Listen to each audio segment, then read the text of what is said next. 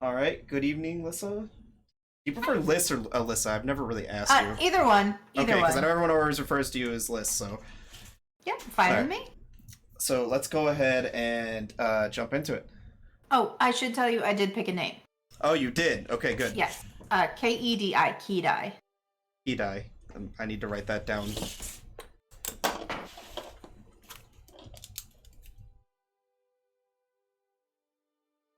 Okay, got it. All right. On the outskirts of the Zartalas Empire, we find a small farming village.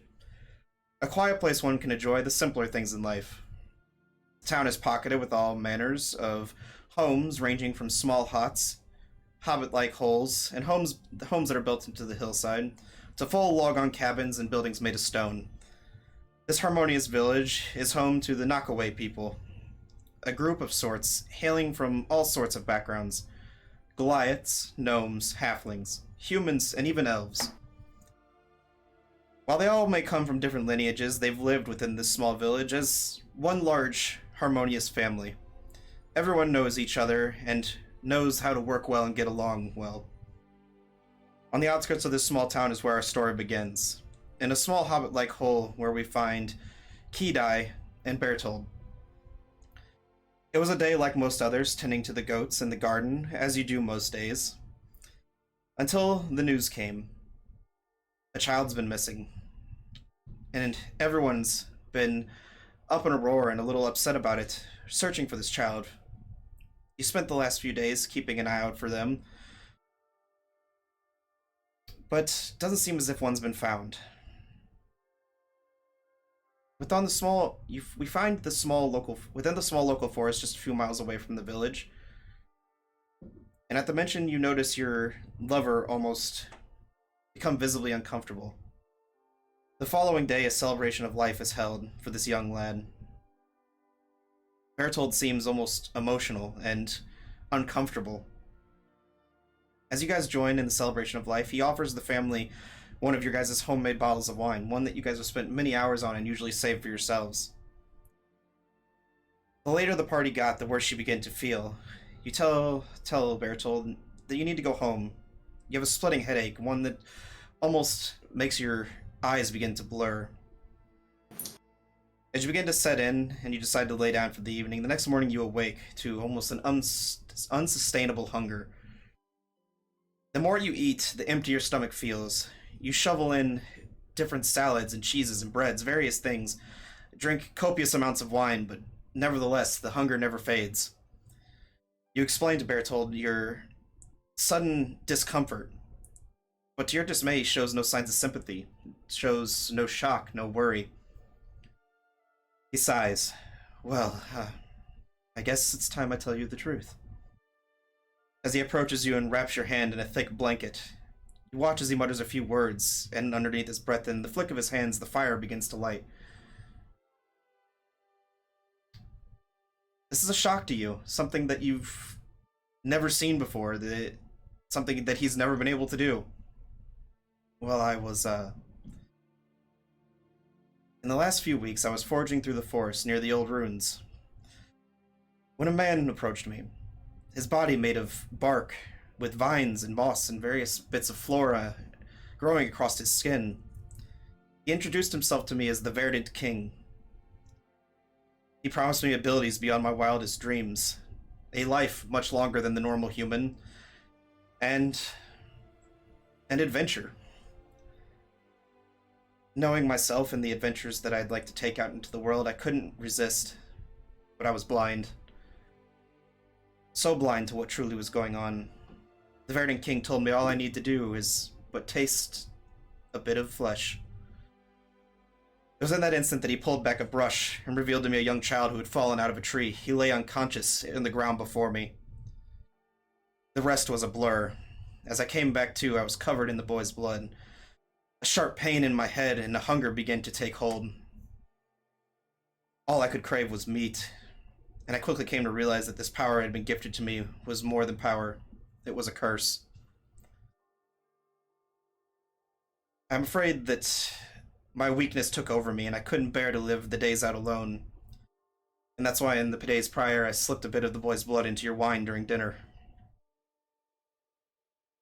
My love, I'm sorry, but at least we'll have a long life together. In that instant, your mind almost fades to black. You can feel your body begin to warp and change and morph, almost taking on a new form. You awaken and find the lifeless body of your beloved laying before you, with your home in shambles, almost as if a bear or some sort of wild animal has just rampaged through. You can see that there is a small oil lantern on the far table. You grab it and begin to topple it over, scattering the oils across the ground. You light it ablaze and begin to and run away in the middle of the night. The hunger begins to set in. You reach across your skull and can feel what appears to be antlers beginning to grow out of your head. As the days go on, the hunger becomes harder to resist. You begin traveling the countryside, only stopping in small towns and avoiding large crowds, as you don't know if you'd be able to control yourself again. As you try and hide your antlers, you purchase a large cloak and begin to travel even further. Before you are approached by a woman throughout your travels, she reaches forward and touches you on the shoulder, and you're almost a little shocked. Well, I can see that you've been touched. Touch. What do you mean? Been touched by a fey spirit. As she motions towards the antlers on your head.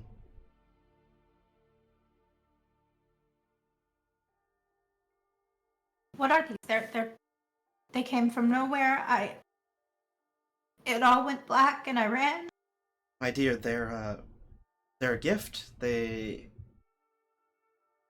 Well, to some they're a gift. And as she pulls back her hood, you can see that she has antlers almost similar to yours, but they curl back across her head, almost as if they're a little bit easier for her to disguise. Unlike your own, that are more little.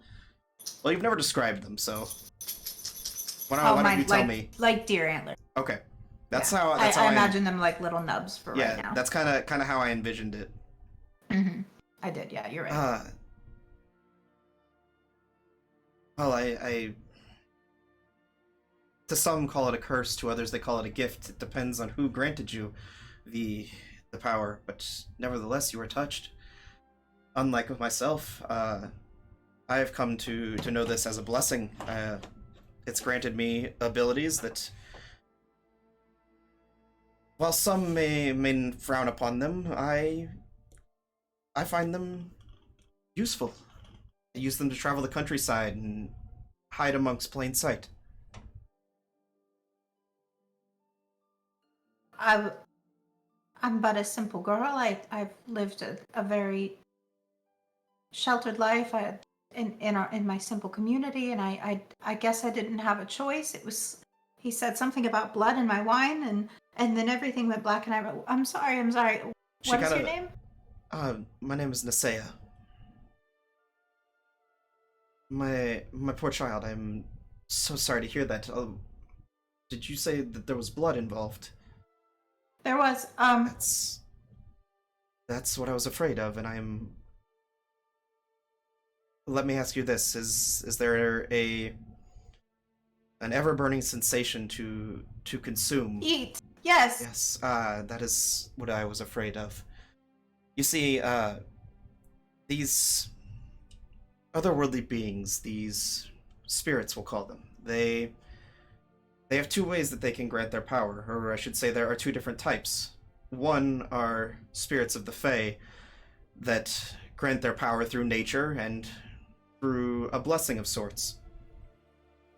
Others are a little more cynical, a little more maniacal, and they grant theirs through blood magic. While the power itself resembles and manifests the same way, with blood magic, it brings upon a hunger. And the hunger becomes even harder to control the stronger your power grows. I've heard of a few spirits like this before. The one in which I have heard of that it's from days of old, a bit of a lore story, but to the south there are a collection of islands known as Yuldenheim, and there are a group of savages there that used to worship spirits like this, although, to my knowledge, they banished them. I don't know if those tribes still exist or whether someone there might be able to help you, but I'm not sure how else to deal with such a thing. W- if I were to go there, what would I ask about? What are these spirits called? Do you think that it's reversible? I didn't have a choice. I it's hard to say. I'm fortunate enough that mine was a forgiving and very, well, a very generous gift. Mine came with no cost and no price, just simple loyalty. And if I knew where to find my benefactor, I would direct you in their general vicinity. But spirits are, well, they do as they wish and come and go as they please. If, as far as getting rid of it, the only way I know of would be to slay whatever being granted you this ability. Do you have any idea of what spirit it was? I That's sort of my problem. It wasn't the spirit that came to me. The spirit came to my partner, and he made the choice to consume flesh. And with this, he knew that it would come long life, and didn't want to be alone. So he slipped the blood in my wine, and then But now I'm here. just for clarification, I did mention the name. I just want to make sure you caught it. No, I did not. Okay. Oh, is the Verdant King? The Verdant right? King. Yep. Okay, but I didn't know if she knew that. No, she doesn't know that. I just want to make sure But you. Alyssa knows that. Yeah. Okay. I just want to make sure that. So your character would have. I guess she'd remember the name, but she wouldn't be able to put two and two together. I guess. That's. I mean. Oh, that's, I didn't know if he had mentioned the he name mentioned to her. Or... he that was him okay. telling the story. Yeah. Oh, okay. Then yes. Yes. Then I would have. Yes. I would have. So that's up for you to decide if she understood that. Yes. Okay. And I would relay that to Nisea. Okay. At the mention of the Verdant King, you can see Nisea almost recoil in fear, reaching her hand back from you. I'm sorry. Did you say the Verdant King?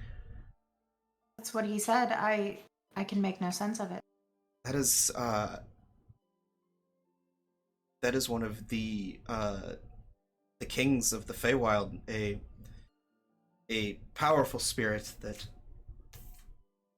is known for deception and trickery, but not one you well, for lack of a better term, not one you'd want to get in bed with. My dear,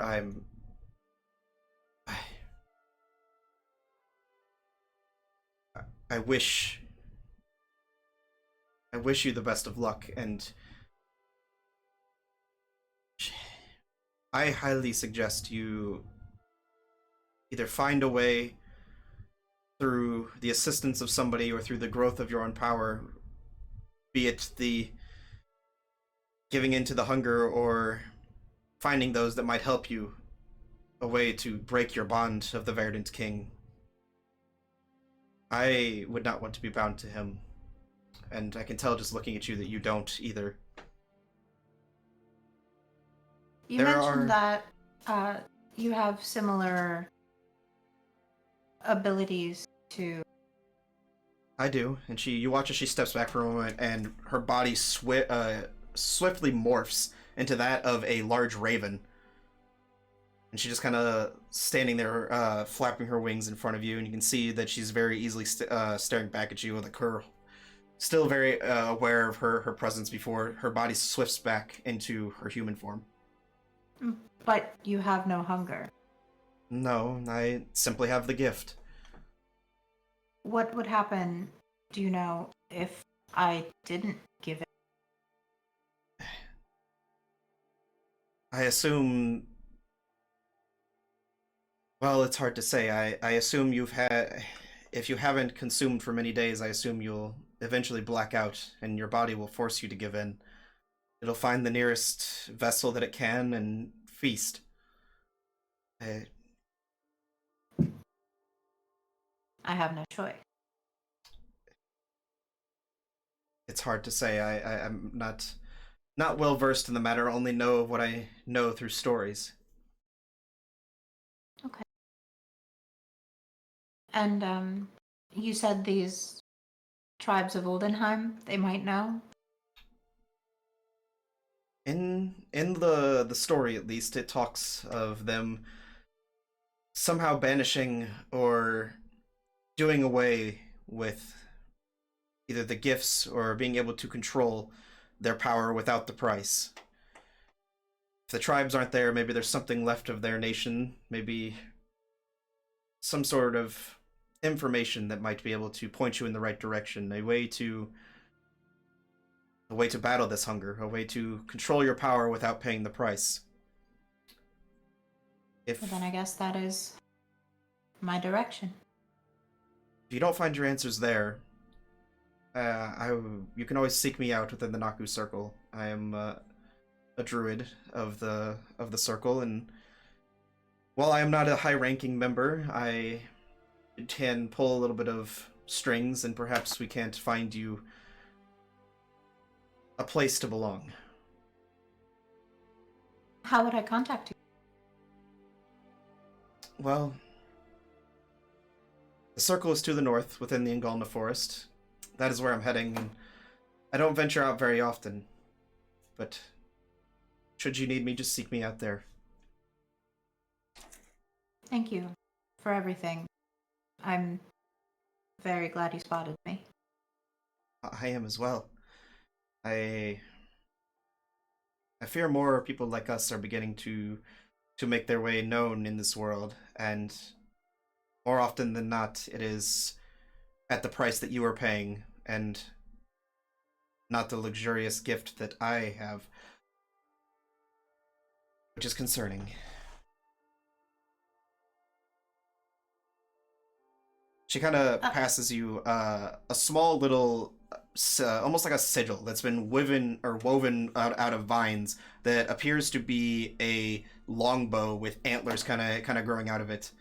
Uh, this is the sigil of the spirit. Well, she's more than a spirit. This is the symbol of the goddess that granted me my abilities, and perhaps you'll find comfort in her looking over you. At least I hope she does. I greatly appreciate that. What is her name? Her name is Asnatheus. I'm just gonna make one big round spell check. That's fine. It's a wonky word. So while you're doing that, you go ahead and she kind of directs you in the way of a nearby port that leads, or at least would be the closest route to the Oldenham Isles. You eventually make your way down the road and you find yourself within Port Midpar. As you're making your way through town, you can see a compilation of races, some Goliaths and dwarfs, elves, various different races, much unlike your own village, so it's not an unfamiliar sight to you. But down as you make your way to the docks, in the way that Nisea directed you, you could hear a large Goliath man kind of calling out, looking for capable individuals. Looking for a crew that would like to join me. My crew and I are heading to the Oldenheim Isles, and, well, we're gonna need some help. I would. What does he look like? As a large Goliath man of dark complexion, he has black tribal tattoos running all across his body, and you can see I have wrote down. I never know how to describe this. So he has a pirate's hat on, basically one of those large pirate hat on. With a long flowing black overcoat. You can see underneath he has no shirt on. You can see across his well chiseled body there are those same black tribal tattoos kind of running across his chest. On his side, you can see there are various different knickknacks, a spyglass, a firearm, a few different pouches, and varying different things. Standing next to him, you can see an elven woman that appears to be playing with a dagger, kind of like tossing it in the air before sheathing it on her back, where you can see they kind of cross an X across her back. Uh, Do they look they're just kind of yelling out, and everybody that's passing by is paying no mind to them. do they look trustworthy? Do they look like a threat to me, or like they're They gonna don't look hurt like me at all? they don't look like a threat. They look like they're more or less just looking for a crew to join them, and because of the nature of their voyage, it doesn't seem like anyone's paying any mind to them. Okay. I'm gonna go ahead and sneak a little bit closer, kind of pull up my cloak over my head, if I haven't already, because I would have liked to. I been assumed you traveling have with it my kind of cloak making up. your way through town. Yeah. And kind of very timidly go up to the large shouting man. Excuse me. You mentioned Yuldenheim? Why, yes, little lady, are you looking to travel? We need I a am. crew. Kind of just I looks you up and down. Well, do you know how to cook? actually yes. I can do many things of the domestic sort. Well, we do need a cook for the ship. We just recently gathered our navigator, or whatever you want to call him, and he motions over to a large lizard folk man that stands extremely tall, that is standing up on the boat. Standing next to him, you can see there is a purple tiefling in which they are having a short conversation amongst each other, looking like they're trying to decide which one of them is stronger, basically. Uh, Kind of walking around the deck, you can see there are two dwarven men. He motions over. Well, that's Stradmule and Thadmule. They're going to be our shipwrights. If you need anything, just ask them. They kind of know where everything's at. They are the masterminds behind the organization of this ship.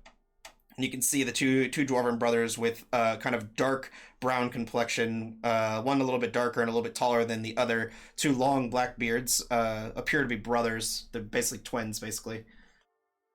And then he points up to the top of the ship and motions at a woman at the top of the ship, a human woman. He says, "That's Ezra. She's my first mate. Her woman is, she's a bit of a strange one." And as you kind of like look up at her and she kind of stares back at you, you can see a woman that has short blonde hair that's almost completely flat across her head. But the one thing that stands out to you as she stares back are her irises of her eye are a ever-changing color of green, blue, and purple, just ever-changing shades of this warping pools of color. And he just kind of puts his hand on your shoulder. Don't stare Ezra in the eyes. Uh, I'll glance away really quick. The tiefling man had a bit of a run-in with her, and he got a little lost in those eyes. And then he looks over. Well, this is Nagarathu, the elven woman that's standing next to him. She is our benefactor. You can see what appears to be a full-blooded elf, but a half-breed between a normal elf and a snow elf. You can see she has kind of short, spiky purple hair with these dark violet tattoos that kind of dance across her body in a swirling manner. You can see she's wearing very leaving nothing to the imagination, form-fitting clothes. And across her back are those two daggers that have been sheathed. Well, if I think a cook was the only thing left needed, and sounds like we have everything else gathered. The rest are below deck. Why don't you make your way up on deck, introduce yourselves, and we'll be leaving I off the only next day. cook for you, and you'll give me free passage. Do better than that, I'll pay you. Sure, absolutely. And I'll kind of scurry up the stairs, kind of hiding my head, not really looking anybody in the eye, kind of staring straight down. Okay. And as you run up on deck, you can turn around. He says, "Oh, my name's Breger. I'll be your captain." He looks up. "Ezra, find that woman a room and show her where the kitchen is." Ezra quickly jumps down from the top and kind of lands in a three-point landing in front of you. "This way, my dear." And She just still eyes to the ground. Thank Yep. you, thank you. There's no need to be so timid. We're all a little strange here. I've had quite a strange week, so it'll be just like. Well, let me show you where you'll be staying. And she leads you below deck. That is all I have planned. Oh wow, that was fast. Yeah, like I said, not much. Okay.